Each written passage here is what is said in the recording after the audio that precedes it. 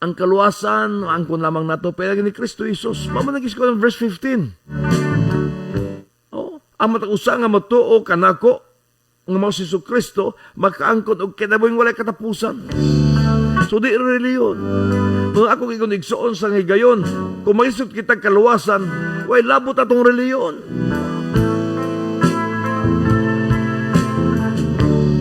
Dili reliyon.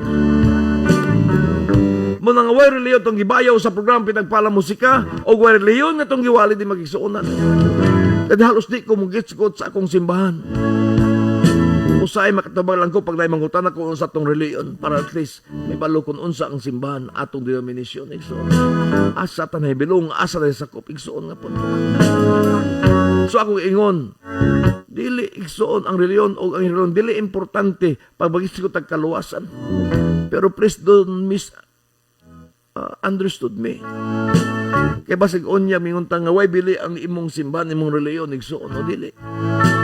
Akong punto lang, kung mag-isip ka kaluwasan ng igsoon, dili reliyon.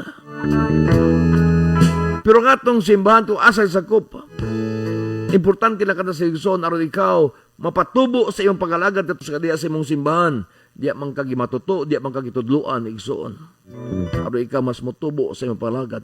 So when it comes to salvation, igsoon, way labot ang reliyon. But when it comes to spiritual growth, igsoon, di dakong papil ang imong simbahan.